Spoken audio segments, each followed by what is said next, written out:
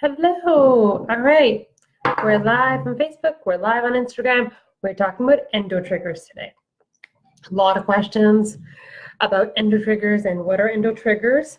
Today I wanted to say, okay, so there's different things in terms of what endo-triggers there are. So for Facebook guys, just put your questions in the comment section. If you have any questions that are related just to the challenge itself, just post them in. It's full Q&A. Hey Natasha, how you doing today? How is day? I think we're day 4 on the challenge. Let me know how you're feeling. So tell me all your questions that you have while I start off talking about endo-triggers, right? So what I want to qualify first is endo-triggers, like that word. Yes, I made it up, right? Like endo-triggers. It means that there is something. It could be in your mind, it could be in your diet, it could be in your lifestyle that is triggering your inflammation or your pain or your endometriosis at a cellular level to increase, right? To increase in intensity, to increase in kind of the growth of it, right? Feeding the actual endometriosis. And anything that actually makes that happen, whether it's your inflammation or the actual endometriosis increase, I'm considering that as an endo-trigger, right? We'll get into like the science of it later, but I'm going to keep it really simple and straightforward, all right? So for endo-triggers, there are certain foods, we'll start with food first, that are known to increase inflammation. We know that endometriosis gets inflamed, right? And if you have endo and there's inflammation, you're going to feel more pain, you're going to have more side effects, you're going to have more symptoms, and they're going to impact your reproductive organs more, right? So you want to reduce foods that have inflammation in them. And obviously, some of the biggest ones are dairy, gluten, sugar, those, and then red meat. Those foods create or increase inflammation in the body. All right, the next thing is lifestyle. So stress can increase chronic inflammation, which is like along with and with endometriosis, it is a chronic illness. It's a chronic disease. That's why food and lifestyle have 90% to do with it, just like any other chronic disease. It's not like an acute illness that you might get. It's chronic illnesses are heavily relying on your food and diet and your lifestyle and your mindset. So what are the lifestyle things? Stress, right? How much you sleep. So if you don't sleep, you're going to have more inflammation, and that's going to increase your endometriosis symptoms. So you need to sleep. You need to be able to, you can't just take stress away. That's like changing your whole life. That's not about to happen. But what you can do is react to stress differently, see stress differently. It's your perspective that you hold. Hey guys, Natasha, I'm going to get to your question on Facebook.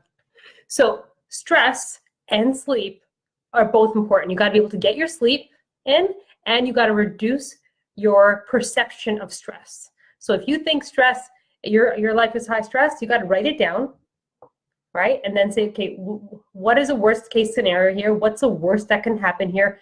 Can I live with it? Can I not live with it? Does it really, does it get value from me stressing about it, from me worrying about it? The answer is probably no to all of those ones.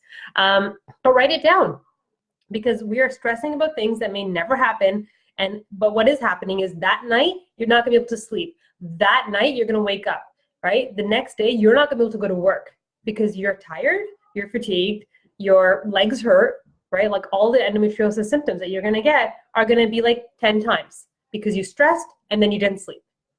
So those are lifestyle things that are also endo-triggers, right? Let's talk about products. So we do know that there are fake estrogens or chemical-based estrogens that mess up our hormones. And guess what? They mess up our hormones, plus they increase inflammation. And I'm going to talk a lot about those next week. Like I'll share a little bit at the end, but like I have an exciting talk next week coming up about all of this. So in terms of what's in your environment, like all of these chemicals that are added, the fragrances, I'm going to call one out, like dryer sheets. Dryer sheets. I don't care how much you love the smell of dryer sheets. Dryer sheets are toxic, and we are sleeping with our dryer sheets, right? If you put them in with your bed sheets, because that's the best place. Oh, it smells so good. No, right? Excuse my language, sorry, but apologize, but it is like the worst because you're sleeping and you're inhaling those toxins all night. And you do not want that because it will mess up your hormones, right? And it's going to increase inflammation. Another big one is your chlorines, your bleached products, right? That's bleach in your sanitary napkins, that's bleach in your tissues, bleach in your water, like chlorine in your water, in your swimming pools. But the biggest source of chlorine that we have is a hot, steamy shower. Hot, steamy showers, because you actually inhale more chlorine than you absorb through your skin or drinking water. So I know someone actually emailed me about swimming. I'm like, yeah, I actually put oil over myself so I don't get as much of those chemicals inside my skin. That's for protection. But I mean, I swim in saltwater pools, still have chlorine to a certain extent in it. But the showers, you guys are like, I know people who take like 30-minute showers and they want like, you know, the doors fully shut. And then they're just like inhaling it and you don't have a filter, right? So first thing first, if you can get a filter, great, get a filter. They're cheap. They're less than $100.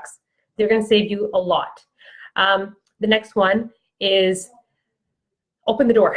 If you can open the door, open the door. The next one after that is put some cold water in, like do some hot cold. It's really good for your like circulation, for your immune system, your lymphatic system, right? Because we do know with endometriosis that our lymphatic system is not working as optimally. You know, optimally, we don't have macrophages, which is like the cells that come in kind of, they're like our garbage pickers, like they take all the garbage and they throw it out. They don't work as well in women with endometriosis. So anything you do to move your lymphatic system and encourage that waste and recycling process to get better, because your lymphatic system is a pump. You got to actually move yourself to get it pumped out, all the garbage. So the hot and cold water showers, they actually increase circulation in your lymphatic system, and it helps boost immunity and it helps kill it. The whole theory about retrograde menstruation being like the black blood getting into your pelvic cavity, and that's how endometriosis is kind of, could be a theory that it's started, or I guess a root cause of it. They say in women with endometriosis, the macrophages that normally clean that up, because everyone has retrograde menstruation, the macrophages and the other immune system, they don't actually do a good job cleaning it up, which is why women with endometriosis suffer. So hot and cold showers also reduces your level of chlorine that you're intaking. The last one on showers is if you have a plastic vinyl curtain, guess what? That plastic also has the same chemicals that are endo-triggers, and your hot shower is not only giving the chlorine, but now it's heating up the plastic, which is also now leaching. And now you got like a huge toxic like environment, and you're just like la la la, you know, with your loofah here and there. Ladies, get like PVC, like get your they say PVC free shower curtains now, and they say it for a reason because they know that it's toxic. So do your homework, get a shower curtain that's not so toxic. Try to cool down your shower. If you have glass, that's okay, but also open the door, right? And even if you have a curtain, open it a bit. Let the, get the fan on and let it circulate. Let the air circulate. So those are big endo triggers. We don't talk about those, right? But I want to make sure that I give you as much as, everyday useful tips that are small, but they all add up. And these are the things that I went, oh my gosh, wow. Like I didn't even think. I used to be a cleaning nut as a kid. And I used to love cleaning. And then I heard all this, I was like, holy crap. The dots connected. And I was like, my sisters don't have endometriosis, but I was like, I do. But I'm like, they also didn't clean. Like, that sucks that I already had I clean all the time. I mean, I enjoyed it. But I'm like, that exposed me to all these chemicals that I now had to clean out of my body. And I had to do like I did a long endo cleanse to actually get what I already had inside my system. But wow, these were all inside of me, right? And so I cleaned my body out. Like I did a whole endo cleanse, and I just got rid of as much as I could. And I also wanted to do it before I had kids, because that breast milk becomes toxic, right? I mean, no matter what you do, your breast milk is going to have toxins in it. If you choose to have kids, you choose to breastfeed. But It was just like, I have endometriosis, I must have a high level of toxicity. I want to be able to clean as much of it out and not just like kind of nurse my kid all these toxins. They probably got a whole bunch anyways, but neither here or there. So these toxins they don't only impact endometriosis, they also impact your thyroid, right? So I know a lot of women say that endometriosis has, oh, I have Hashimoto's, or I have thyroid, right? Or do I have thyroid? And I know they say at least 50% or up to 50% women with endometriosis have an underlying thyroid issue. And thyroid issues, they're so much more common than the blood work ever shows, because there's so many tests that we don't even do with our thyroid. And there are other fake hormones that actually kind of skew the results, even in blood work. So your blood work may not even be telling you what your thyroid is actually doing inside because of the fake hormones that are showing up in the blood. Blood work, sorry. So interestingly enough, chlorine and all these other chemicals, they actually impact your thyroid function too. So it's kind of like a double whammy, like you just got to get rid of it, right? So small things, big changes, but big impact in terms of how you feel. I can promise you that. The women who take this out, you guys, I mean, I'm getting like studies together of the women who've done my programs, and it's amazing because I had, I think only 5 out of 5 of the ones that wanted to get pregnant, 2 are already got pregnant. And so it's amazing, like just how little there is out there about the things that you could do to get yourself better. And I'm not just talking about, this is not just to get pregnant, this is to clean. Like, I'm going to be doing this all over again. I haven't done it for a few years, but I mean, I follow the basic principles, but this time I told my husband, I'm like, I just feel like I just need a good cleanse again, right? Like, I had a hard summer this year emotionally, and I feel that itself is just like, I'm like, I must have, like, I ate crap. I ate a lot of Tim Hortons coffee and all this other stuff that I've never touched in years. Like, I'm talking more than a decade. And so I am ready to jump on board, and I can't wait till the next program starts, because I'm going to be in there doing the exact same things all over again that I used to do religiously. And yeah, people are like, oh, do I have to go hard? I'm like, you choose how hard you want to go at getting better. You choose how committed you want to be. And if cheese is still like your vice and you need to eat some cheese, try to make it goat, try to make it sheep, try to make sure it's organic, and just try to have less. But then work on everything else, right? Like, you can't have it all, but you gotta make your choices, right? Legs hurt, cheese. Can't go to work, cheese. Sex hurts, cheese, right? Your choice. I'm not gonna make them for you. I'm just gonna give you the information, and you can choose. So it's not just cheese. There's other stuff too. But I've gotten a lot about cheese. I swear to God, this thing is addictive, and I get it. I love my goat cheese too, but it's addictive. Okay, it's more addictive than wine, it seems. People are ready to give up the wine. Coffee would probably be the number 2. Okay, endo-triggers. What else? Gluten. Why is gluten a trigger for endometriosis? Well, your gut.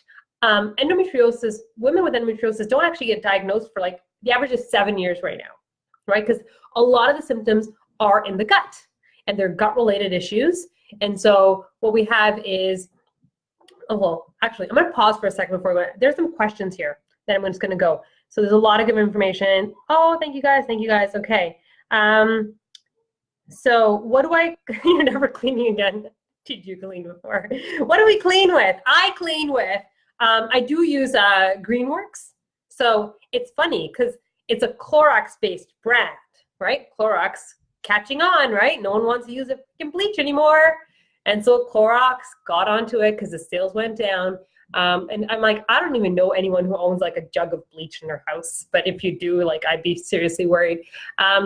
But Clorox made a product called Greenworks. There are other cheaper alternatives than Greenworks out there that I use for cleaning.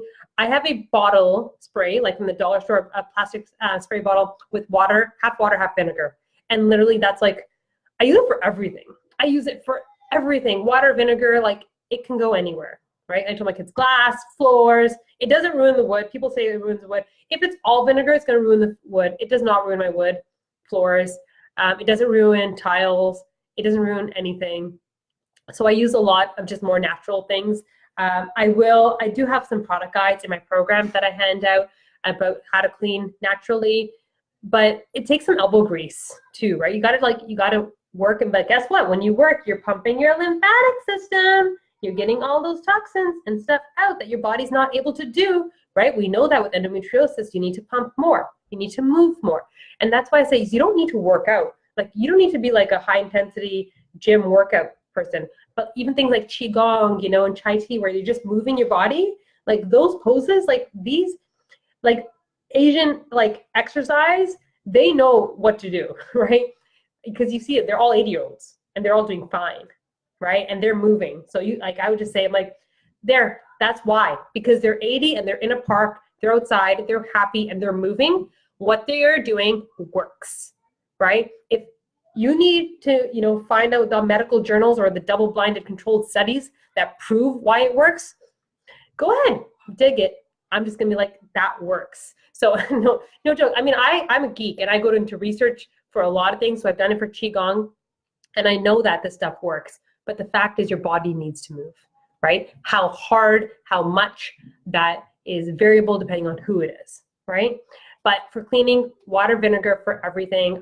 Especially for my dish soap, I use Greenworks or non-chemical dishes, because it stays. There's residue. There's always residue. So I always make sure that we have a healthier alternative for dish soap.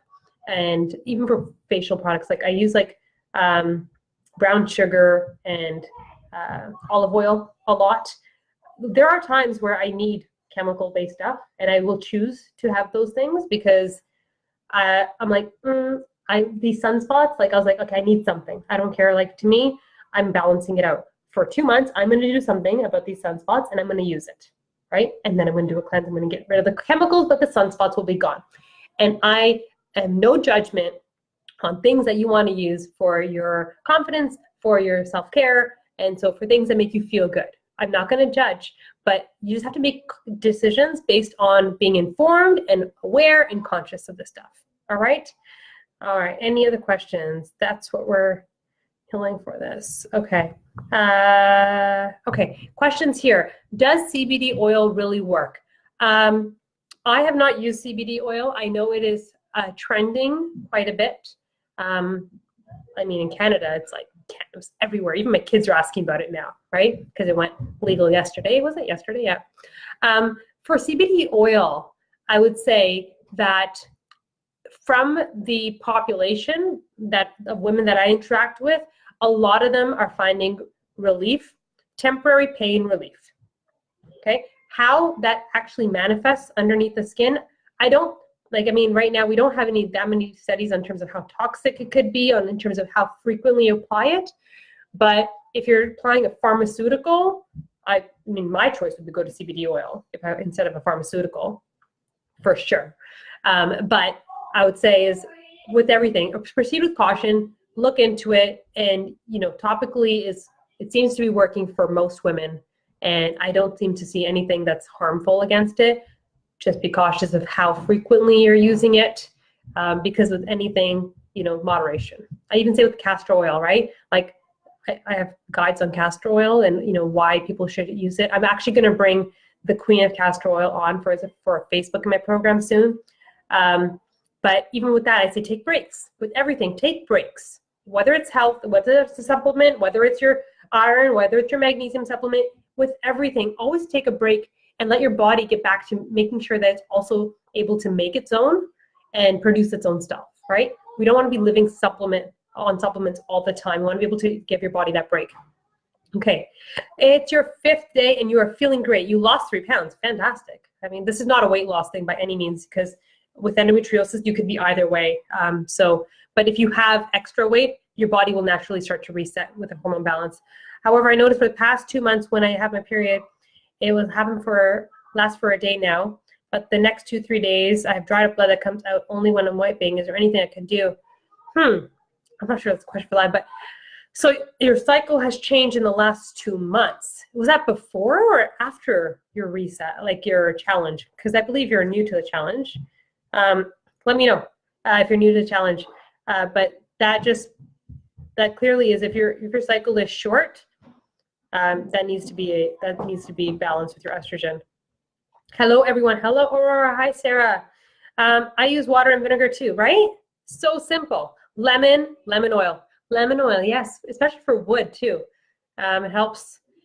Dr. Bronner's is a little bit more pricey. It's a soap, but it's like, a big bottle you can get. I should start a YouTube channel, right? I should start a YouTube channel. First, my family, my family should start a YouTube channel because I Instagram so much that they're in there. Did you guys see my daughter telling me off yesterday? Yeah. And if you guys haven't met my husband yet, but I'm like, yeah, he's quite a character, and he comes in sometimes for a special appearance, I'll call it for now. You're new to the challenge. Okay, let's do this challenge. Let's get your hormones reset. Yes, of course. Of course you want the husband special appearance. You've seen the husband special appearances. I'm gonna eat my dinner while I'm talking, because we're gonna go long here. All right, Aurora, I also lost 4 pounds. It's a plus. Today, even more hungry, maybe because your period started. That's your hormones, right? Hunger is a hormone. We do all know that, right? Hunger is not just the size of your stomach, and if it's empty, there's also a hormone that controls your hunger. And if your body functions fine, it only kicks off when you truly need it. So it's not always in play, but if your hormones are in balance, guess what? And if you have more sugar in your bloodstream, guess what? Your body's going to ask for more food. It's so crazy. It doesn't really make sense, but this is how it works. Your blood sugar goes in, your blood sugar is up with all the processed crap. Your body sends in more insulin, right? And then what happens with more insulin released is you get hungrier because insulin drives hunger, right? When you have insulin in your bloodstream, that's typically telling your body that you have, no food, and you have insulin, so give it more food. Yeah. So you need to control your hunger through your hormones as well. Blood sugar, insulin is a hormone, right? Insulin's a hormone. And the more you eat of sugar, the more insulin will go, and then insulin will tell your body that you're hungry, which is why when you eat crap and sugar, it's like a never-ending vicious cycle, right? Mind blown sometimes, I swear. No one tells us this stuff. And that's why I'm like, people need to get informed, and that's why I'm here, guys. All right, Natasha, you need a challenge. Okay, I will start a YouTube channel. I'm going to start a YouTube channel. I was thinking about that, right? We'll do IGTV, but I was like, anything I load up to IGTV, I'm just going to load up to YouTube. Actually, I just posted this. I should just post this as my first YouTube channel video for endometriosis. It is mind-blowing for me to see that in this day and age, I did my endo cleanse 10 years more. I started it 15 years ago. I'm old, I guess. Vegan, gluten-free, all this stuff was not a thing. It wasn't out there. I had to just, I just tried and errored, everything. Macrobiotic diets, I think, were the thing then, and I did that too. Anyways, I did all this back then, but now it's the health day and age. How come nobody has this out there for endometriosis? And all we're talking about is there's no cure, there's no cure. If we focused our attention just a little bit to the side, and not to the no cure, but to, hey, how can all of this healthy eating and lifestyle stuff that's out there be beneficial to endometriosis?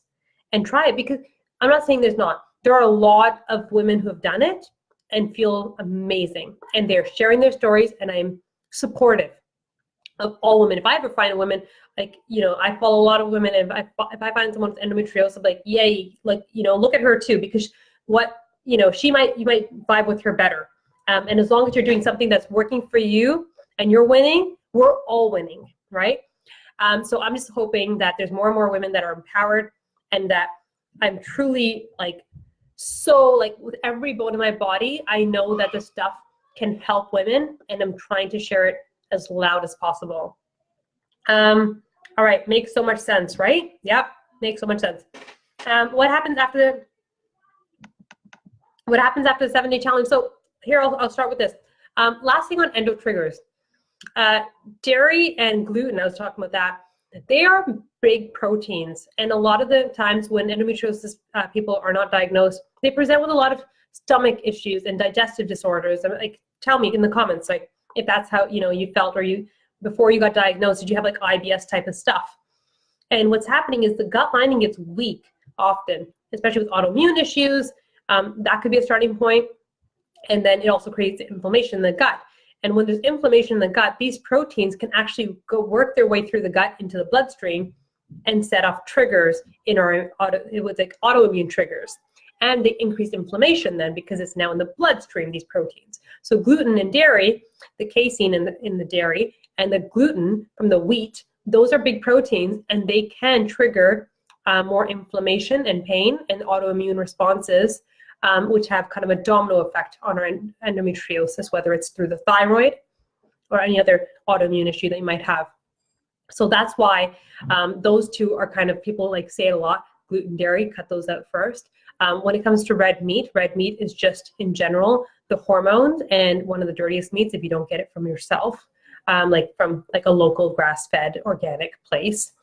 But red meat is very inflammatory. There's IGF-1 as a hormone that's the inflammatory markers, increases inflammatory markers in our human body. The other thing is that meat, I know I have meat in my plan for 7 days, because being vegan is not optimal for all. There are people who choose to go vegan for the right reasons, and there's people who choose vegan because they want to try it out. I was one of those people where I tried it out and it worked for me for a period. It doesn't work for me from a long-term perspective. I'm vegan-ish, I would say. Meat is always a side dish for me. So always primarily vegetables, and I do have the odd meat. I mean, we buy expensive meat, so we buy less of it. Butcher's Box. It's a great one. It does have red meat in it, so you have to be very careful, and you can select different boxes. But that's another one. So I'm just trying to share it. Hey, Christina, how are you?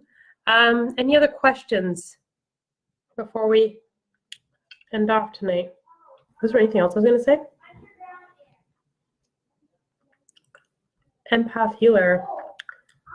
You're welcome. I'm very happy to be here.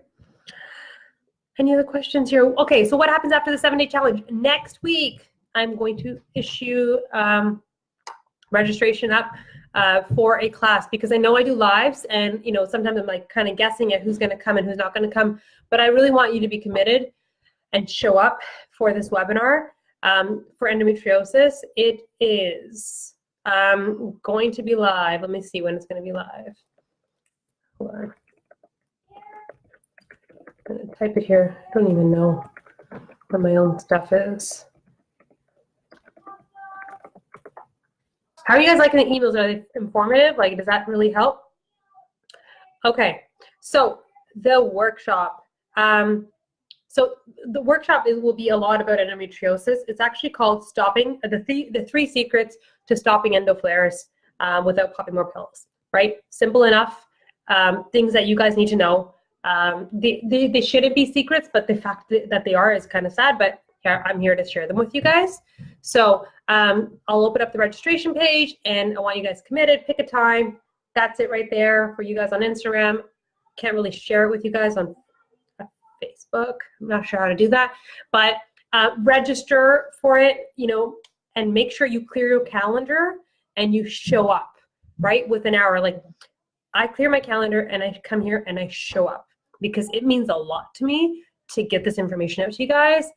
I had, I would say, over 30 emails come yesterday from the program. I responded to every single one within the day, by the evening. So in the evenings, I take a chunk of my hour and I respond to every single email. In this current run, we have over 500 people in the 7-day challenge.